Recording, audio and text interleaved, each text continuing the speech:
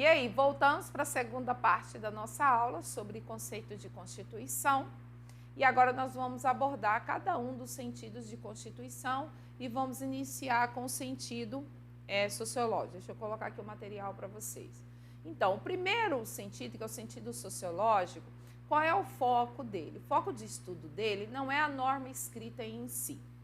Para eles, para quem segue esse sentido sociológico de Constituição, e o grande expoente é Ferdinand de La Salle, que é um estudioso alemão, tá? Ferdinand de La Salle, eu estou falando aí de 1800, 1900, por aí, 1800 a 1900, né? Ferdinand de La Salle desenvolveu a sua teoria, nessa época escreveu a sua obra, é uma obra bem baratinha, que normalmente você encontra ela assim, o que é a Constituição. Comprou essa obra, leu lá Ferdinand de La Salle, você tem que entender que o que você vai estudar ali sobre Constituição não é no sentido jurídico, mas no sentido sociológico.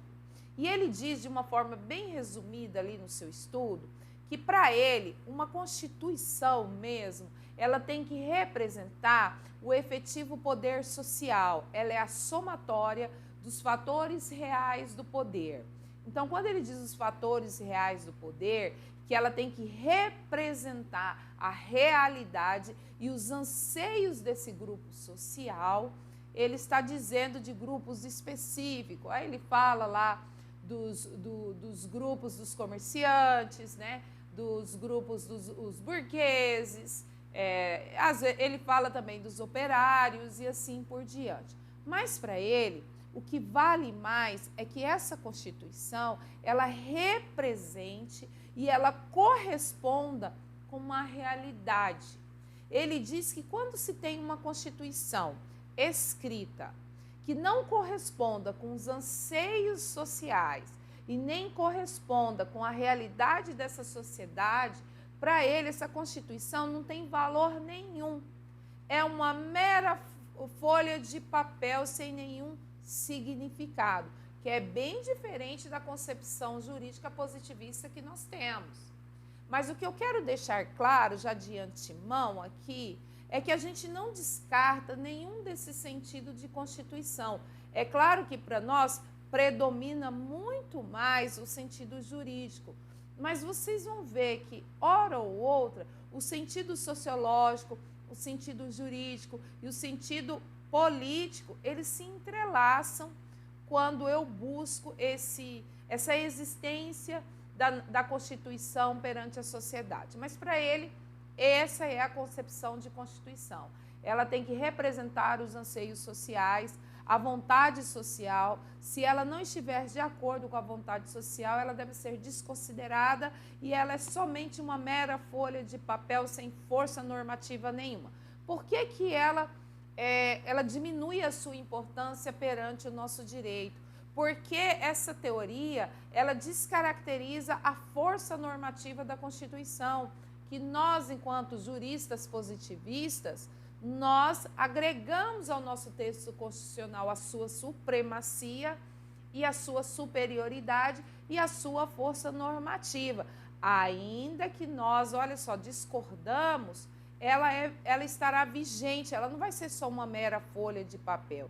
Pense no exemplo do caso da pena de morte. Eu acredito que se você fizer uma pesquisa aí fora, grande parcela da população vai ser a favor da instituição da pena de morte. Se a gente fosse aplicar aí Ferdinand de La Salle, ele ia dizer que ela é uma mera folha de papel que deveria ser desconsiderada porque ela não revela a realidade, o anseio da sociedade. Porém, nós entendemos como jurista que ela tem uma força normativa e, independente da nossa vontade, ela está vigente e produzindo todos os seus efeitos. Conseguiu estabelecer aí um pouquinho a diferença? Tá. E vamos para o próximo, que é o sentido político de Constituição. Também, o seu grande expoente é um alemão também aqui, Carl Schmitt. Gente, professora, quantos estudiosos alemães tem, gente? Nós temos vários estudiosos alemães, principalmente aí nesse período de guerra, pós-guerras, do direito constitucional. Bem bacana, vou citar mais alguns aí ao longo do nosso estudo. Mas o Carl Schmitt, ele é um estudioso político e ele diz o seguinte: o sentido de Constituição, veja bem que tem fundamento o que ele diz também, que o sentido de Constituição não é um sentido jurídico, mas sim político.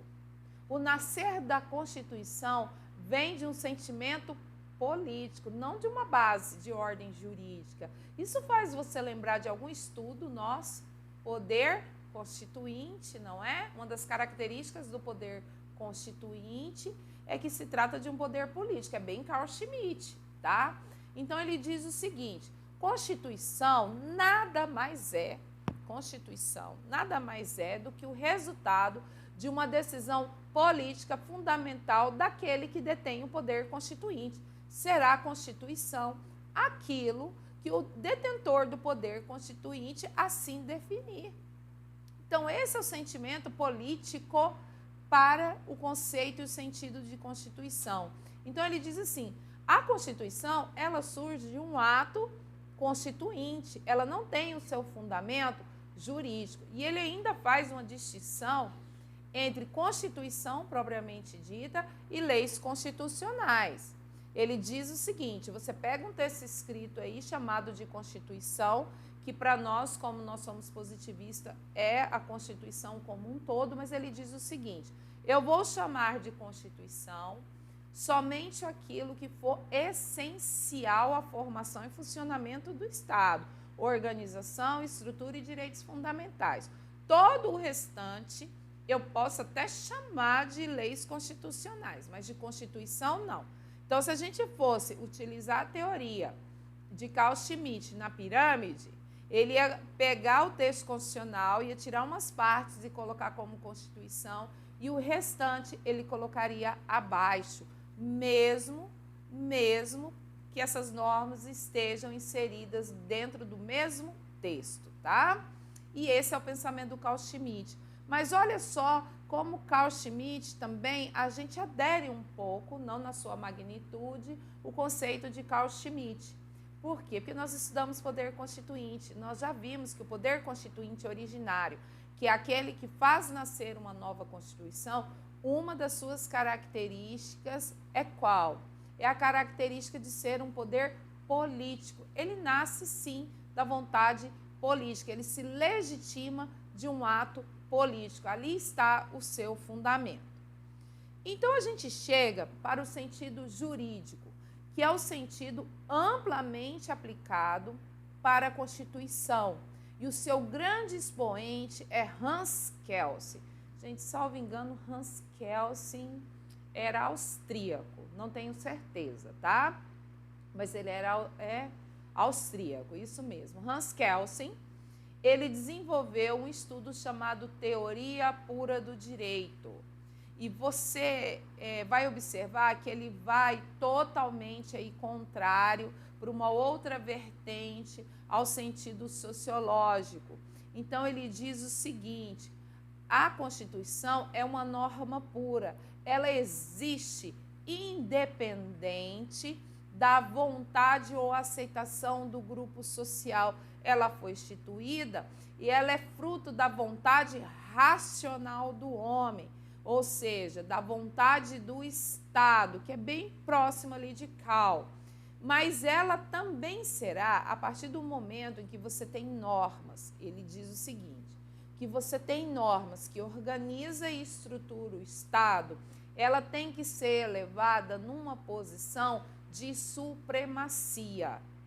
A partir do momento que o Estado ele tem normas que trata da organização, da estrutura do Estado e de direitos fundamentais, essas normas, elas precisam ser elevadas, né, lá para o topo, e ela precisa adquirir um status de hierarquia em relação a todas as demais normas. E é justamente esse sentido jurídico de Constituição que foi amplamente adotado pelos estados positivistas, como o Brasil. Não que a gente não aplique, hora ou outra, o sentido sociológico e o sentido político. Sentido político, quando a gente vai falar de poder constituinte.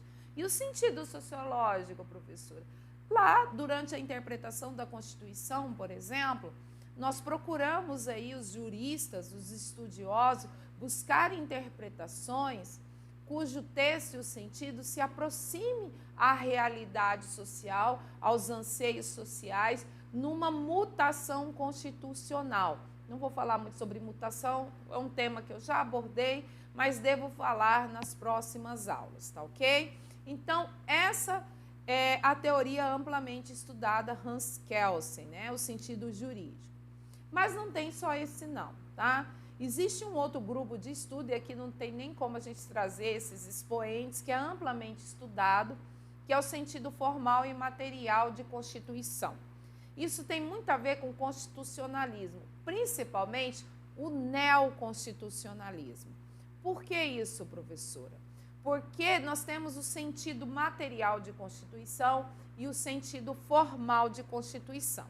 Vou começar aqui, embora a ordem esteja inversa, eu vou começar aqui falando do sentido formal, que é bem o constitucionalismo clássico que nós estudamos.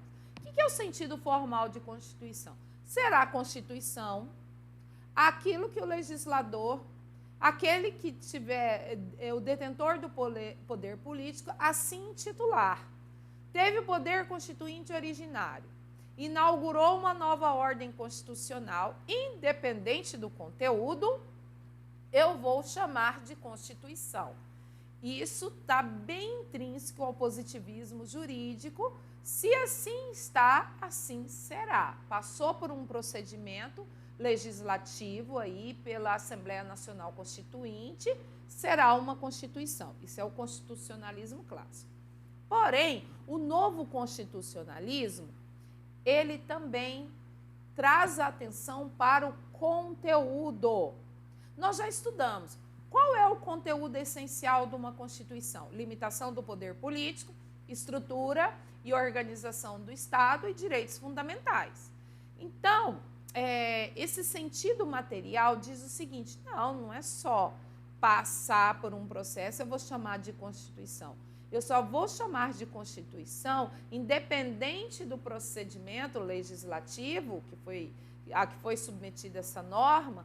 O conteúdo, ele precisa ser essencialmente de uma Constituição de um Estado.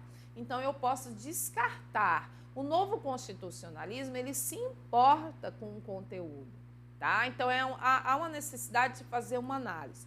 Eu vou pegar como exemplo, que aqui me veio na memória, uma aula que eu tive com vocês. Eu não lembro em que momento do conteúdo. Mas eu lembro de algum aluno me perguntar sobre o Colégio Dom Pedro, que está lá na nossa Constituição de 1988. Professora, por que tratar do Colégio Dom Pedro, lá do Rio de Janeiro, como um ente que vai ser administrado, um órgão que vai ser administrado pelo ente federal dentro de uma Constituição? Então, vamos pegar esse exemplo para você entender. Olha só, se a gente entender que a nossa Constituição Federal é num sentido formal, nós vamos dizer que, independente que o assunto, Escola Dom Pedro, não tem nada a ver com organização, com estrutura e nem com direitos fundamentais, mas está inserido dentro do texto, passou por um procedimento formal e esse documento foi chamado de Constituição, eu tenho que esse assunto é de ordem constitucional. Agora, se eu seguir uma base jurídica de sentido material, eu vou poder afirmar que, embora a Constituição Federal de forma escrita trate do Colégio Dom Pedro ali, dentro do texto constitucional, materialmente não é um conteúdo constitucional, então ele pode ser alterado esse conteúdo por um procedimento menos rígido da Constituição. É claro que nós aplicamos aqui no Brasil o sentido formal, tá ok? Nós não aplicamos o sentido material de Constituição. O sentido material de Constituição, ele é bastante aplicado no sistema common law. Como o nosso sistema é civil law, positivado, que prima pela forma, pela positivação, pelos procedimentos, a gente segue o sentido formal, ok? Entendido essas diferenciações, vamos trazer aqui o conceito de Constituição. E agora esse conceito é um conceito jurídico, tá? é um conceito formulado todo na base jurídica de tudo que nós estudamos até agora. Eu vou ler o conceito, depois, se for necessário, eu vou pedir para vocês fazerem algumas marcações. Vamos ler o conceito. Conceito de quem, amores? Do painho do direito constitucional. José Afonso da Silva, tem que ser ele. Falou em conceito, tem que ser ele.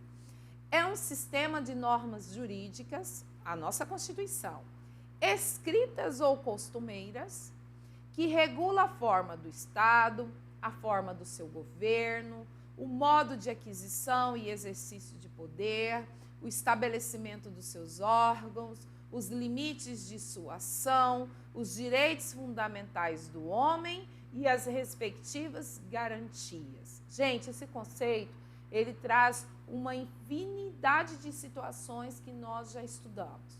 Olha só, é um sistema de normas jurídicas escrita ou costumeira. Por que coloca escrita ou costumeira? Amores, porque ele está dando um conceito mais amplo de Constituição. Ele não está conceituando necessariamente a nossa Constituição do Estado brasileiro. Qual é o conceito de Constituição no Estado brasileiro? Não, ele está apresentando um conceito genérico de Constituição. Então, escritas ou costumeira. Escritas, aí você puxa, circula aí a expressão escrita, puxa uma setinha e vai escrever o quê? Direito positivado, né? Positivismo jurídico. Sistema civil law. Então, no nosso caso brasileiro, Constituição é um sistema de normas jurídicas escritas. Ou costumeiras. Nós vimos que o costume é uma das fontes do direito.